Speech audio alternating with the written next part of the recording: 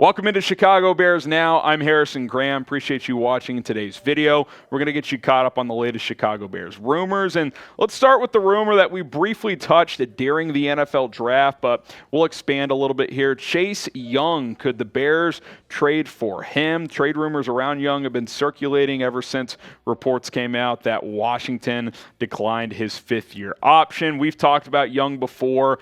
The talent is undeniable. I mean, the guy was the number 2 pick in the 2020 draft for a reason. We saw what he could do as a rookie in 2020. We're like, oh man, in 15 games, this guy had 8 sacks. I mean, he's going to be a double-digit sack guy for a long time. Well, injuries have kind of derailed that. 2021 kind of got off to a slow start. Then he got hurt with the ACL and only played in a couple games last year. So his last 2 years have really been a setback out there in Washington. But for the Bears, there is simply no doubt that a healthy Chase Young would be this team's most talented edge rusher, and it's not even close. Maybe he wouldn't be the most productive. Maybe a guy like DeMarcus Walker would give you more production. But if Chase Young is healthy, he's a top 5 talent in terms of where he went in the draft. Maybe not a top 5 literal edge rusher in this league, but the Bears' top need at this point is clearly edge. You had several needs entering the offseason, and you filled a lot of those, but you haven't done a ton to help edge. You obviously added Walker, which I think is a quality starter. You added a depth piece like Rasheem Green, who would maybe start right now. Ideally, he's a backup. I mean, you need to add another edge. Chase Young is young and could be a guy you build with moving forward. Now, does Ryan Poles trust the medicals there? Does Washington even want to move him? How much would the Bears be willing to trade to do that? You look at the Bears' 2024 draft picks. They have 2 first-round picks, their own and the one via the Panthers. They have a second-round pick, a third-round pick, 2 fourth-round picks, one via Philadelphia, a 5th and a 6th, and no 7th as of now. So 8 draft picks to work with, including 4 in the first 3 rounds. Day 2 pick for Chase Young. I mean, I'm not trading one of my first for him, I don't think. The only way I would trade one of my first is if I'm getting a second back in return, and even then, I'm still probably not doing it, at least not right now, because those 2 picks could be premium. Carolina could be horrendous. Now, the NFC South is bad, so maybe Carolina sneaks up and wins that division. Chicago's pick could be good or bad, and you're in a win-win situation there. If it's a good pick, you got another pick to build with next year. If it's a bad pick, that's because you were good this year and you made the playoffs. But either way, I don't think I would trade a first-round pick, but would I trade a second-round pick for Chase Young? I'd for sure do a third. Second, I'd have to think about more. There was a report out there that Washington would want 2 firsts. Yeah, I don't think they'd get a first, at least not at this point in time. Maybe I'm wrong. I don't know. It's hard to know what the market is for these guys, but I do know this. Chase Young, when healthy, would be a really good scheme fit, and I think a talented player on this defense. What do you guys think? Should Chicago trade for Chase Young? Type T for trade or P for pass. Let me know in the comments below. T for trade or P for pass. Pick up your Justin Fields jerseys today at chatsports.com/FieldsJersey. That is chatsports.com/FieldsJersey. Go ahead and check those out. If you catch them at the right time, you can get them discounted for just $100. Otherwise, I think they're $129. But depending on when you check them, you can get it at that price tag. Chatsports.com/FieldsJersey. Go ahead and pick one up today. Okay, Velus Jones. Could Velus Jones Jr. be on the hot seat? I speculated this. I've seen other articles, Bears Twitter, people out there kind of wondering about this as well, especially with the receiver additions this offseason. And I think most notably taking Tyler Scott in the 4th round of the NFL draft, the guy that was projected to go in the 2nd round. You look at what Velus did last year. I mean, it was underwhelming. I know he's a 3rd-round pick and still developing as a receiver, but he's older. I mean, he's going to be 26 or 25, 26, only had 7 catches. I think his biggest asset was in the running game with those jet sweeps. He had a couple of big plays there. Wasn't a reliable punt returner, muffed 3 punts, that being the fumbles there. Good kick returner, had a couple of big returns, especially later in the year. But the point being is Velus Jones did not show a lot. I mean, he really didn't. And now when you look at this depth chart, this is a very loose depth chart because there's going to be a lot of competition. I think the top 3 are the top 3. DJ Moore's your 1, Mooney, Claypool, 2, 3, whatever order you want to say. I'll give Mooney the edge right now because he's been here and he's proven more for this this franchise. I'm going to put Tyler Scott as number 4, though, man. Equanimeous St. Brown, he's not flashy, but he blocks well. He knows the offense. Velus has a lot to prove. For me, he's wide receiver 6 right now.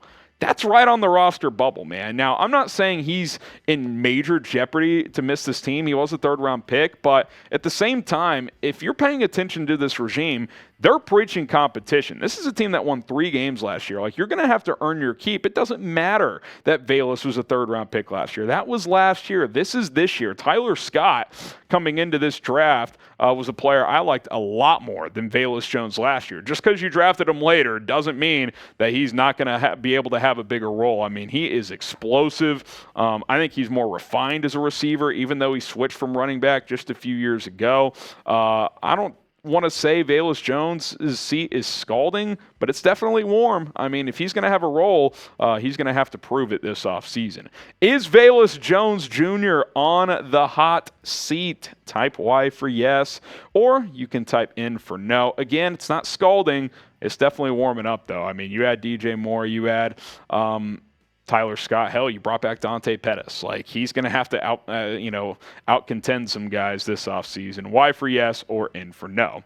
Round of applause to Bears Now subscribers. We crossed 66,000 subs on the channel yesterday, so appreciate everybody who has hit that subscribe button. If you haven't, go ahead and do so for free daily videos. Subscribe today. The latest Bears news, rumors, more post-draft coverage, free agency stuff. We'll have rookie minicamp analysis. We'll do it all this offseason at youtube.com/BearsNow. Go ahead and subscribe today.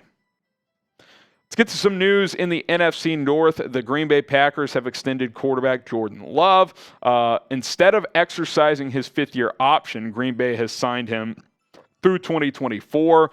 And there's kind of a lot of little details to break down here. Adam Schefter had the numbers here saying that they have agreed to a 1-year extension worth up to $22.5 million, which sounds like a ton for a guy who literally has hardly played, and 13.5 of which is guaranteed. So it's like, okay, it's actually not a ton, especially if he plays well this year. Then you have him under contract for a pretty affordable deal if you're Green Bay next year. But I do wonder, are the Packers lacking confidence in Jordan Love? Because if they fully believed in him, they would have just exercised his 5th-year option, which would have given him $20.272 million fully guaranteed. Instead, they signed him to this $13.5 million guaranteed deal up to 22, which sure, if he reaches certain incentives, he gets to make a couple more million. But on the flip side, you're probably thinking, okay, why would Jordan Love agree to this deal? Well, maybe he's not that confident either. They probably told him, hey, we're not giving you your 5th-year option, but we'll give you this deal instead. And instead of betting on himself, thinking he'll ball out this year, get a bigger deal next year, he's like, yeah, I'll take the 13.5 and run with it.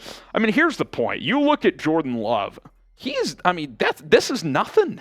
Like, he's played in 10 games. He started 1 game against the Chiefs 2 years ago when Aaron Rodgers got COVID, really struggled in that game. I mean, he's had a good drive and a half in the NFL. He had that drive against Philly last year, was starting to put together another drive when Rodgers, I think, messed up his finger or whatever that injury was briefly last year.